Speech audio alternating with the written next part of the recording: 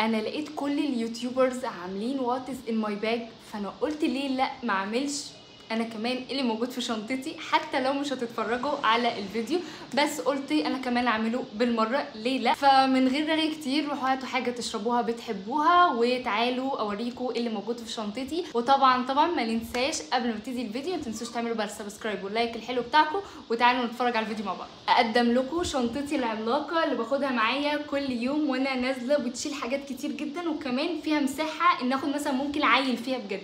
انا دي ممكن اشيل فيها عيل يا جماعه.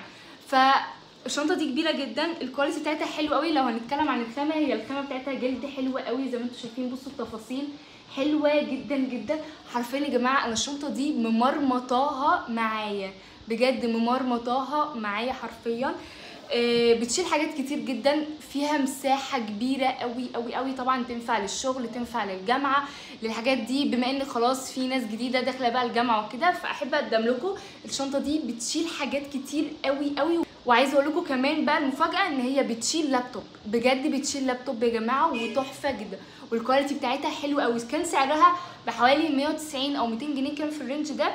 اول حاجه بتقابلنا التوكه، طبعا دي بالنسبه لي اساسي. نفتح بقى الشنطه ونكتشف مع بعض هي فيها ايه. انا عايزه اقول لكم ان هي فيها سوسته داخليه صغيره من جوه، وفيها جيب صغير برده من جوه.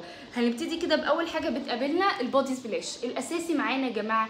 اي بودي سبلاش يا جماعه، انا بجد طول ما انا في الشارع او في المواصلات او في الشغل بطلع بجد البودي سبلاش واقعد ابخ اغرق نفسي وابقى كده تمام. انا بجد كده تمام بجد. لما ببقى في مود وحش بجد او جبت اخري بطلع بجد البودي سبلاش وابخ. فده بالنسبه لي اساسي. واللي معايا ده اللي هو بتاع ذا بيست اند بادي اللي هو انتو ذا نايت، طبعا مش الاصلي ده، انا كنت جايباه 120 جنيه او 125 جنيه الواحده. حاجه معايا الهاند كريم بتاع شان جماعه، ده تحفه تحفه تحفه للناس اللي ايديها تعبانه جايبه اخرها.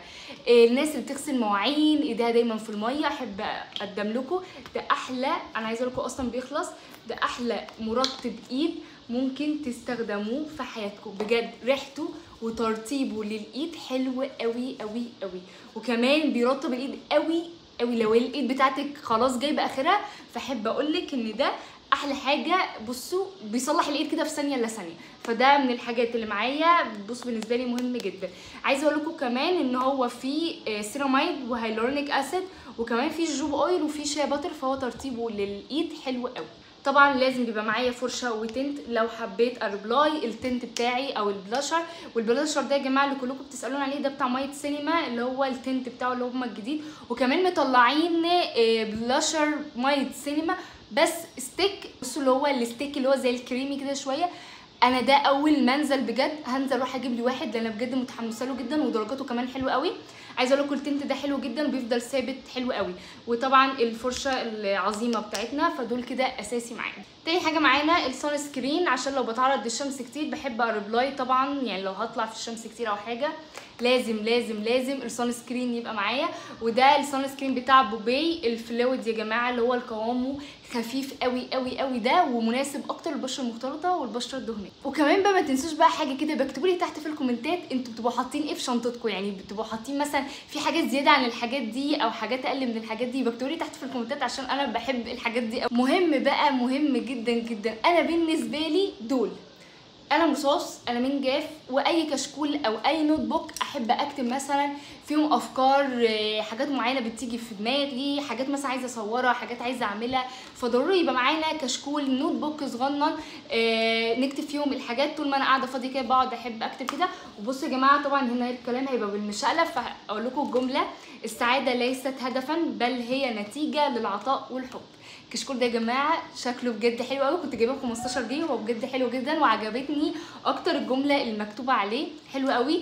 وطبعا معايا الاقلام بتاعتي دي، كاني رايحه درس حرفيا، بس دول بالنسبه لي الاساسي معايا قوي في الشغل، علشان لو حابه عايزه اكتب حاجه، عايزه افتكر حاجه، فاهمين الحاجات دي. فانتي ضروري يبقى معاكي نوت بوك او كراسه صغننه او كشكول صغير ايا كان.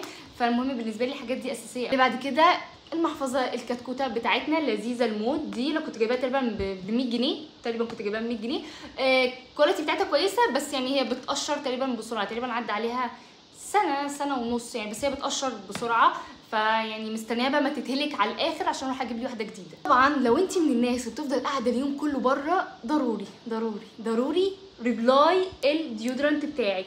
وده الديودرنت بتاع ستارفل اللي هو الوايتنج، ده اللي هو رول اون لونه رصاصي. جماعه ريحته تحفه تحفه تحفه. طبعا بنعمل ريبلاي ازاي للمنطقه، بنغسل المنطقه كويس جدا ماشي، او باي وايبس او باي مناديل مثلا معاكي، تبليها شويه ميه وتمسحي وتحطي الديودرنت على منطقه نظيفه وجافه وجميله.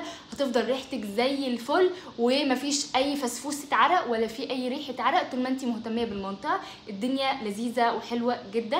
فده بالنسبه لي اساسي يا جماعه في الصيف. طبعا معايا الايربودز بتاعتي، دي بالنسبه لي اساسي في المواصلات وطول اليوم، فدي بالنسبه لي اساسي. بعد كده المفاتيح بتاعتي الاساسي اللي انا فعلا ما اقدرش، يعني دي بالنسبه لي اساسي في الشنطه، عشان بحس انا لو نسيتها حاسه انا مش عارفه ادخل البيت بجد. دايما بيبقى معايا مسك الطهاره ده يا جماعه، بصوا ده شكله بجد تحفه تحفه تحفه. كل شويه مثلا بحب تبقى ريحتي حلوه طول الوقت، بحب احط منه هنا على اماكن نبض وهنا وهنا وهنا، فده بيخلي دايما الريحه تبقى فريش وريحتك مفحفحه دايما. وكمان بحط عليه بودي سبلاش فالريحه بتثبت شويه اكتر، فالدنيا بتبقى حلوه قوي. فده كان سعره ب 30 جنيه وبجد حجمه صغير بس ريحته ثابته بطريقه مش طبيعيه. وطبعا معايا الليب جلوس ده بتاع بجد مش عارفه بتاع ساندرا ده يا جماعه. الليب جلوس ده الشيد بتاعته درجه 60 تحفه. اللون النود الفاتح ده اساسي طبعا بالنسبه لي. طبعا معانا شاحن في الشنطه، وطبعا معانا ليب لاينر 2 ليبستيك و1 ليب جلوس اللي طالع عينه يا جماعه. فاكرين ده انا دورت لكم عليه ان هو حلو قوي، وعايزه اقول لكم ان هو بصوا خلاص هو خلص جاب اخره معايا. دول احلى كومبو بعملهم بجد مع بعض بيبقوا تحفه، فدول اساسي برضو معايا. وطبعا معايا موبايل الشغل وبس كده. ده كده كل محتويات الشنطه ما فيهاش اي حاجه تاني. وبس كده ده كان الفيديو بتاع النهارده، فيديو لذيذ وخفيف كده من الحاجات بصراحه اللي انا بحبها والاكيد اكيد انتوا بتحبوها. يبقى اكتبوا لي بقى تحت في الكومنتات بتاخدوا معاكم ايه في شنطتكم لو هتفضلوا يوم طويل حرفيا، يعني من الصبح بترجعوا بالليل. فقولوا لي كده بتحطوا ايه في الشنطه بتاعتكم وايه بالحاجات الاساسيه بالنسبه لكم. وبس كده حلوين، اتمنى تكونوا عملتوا لايك والسبسكرايب بتاعكم الحلوين، واشوفكم على خير في الفيديو اللي جاي. باي باي.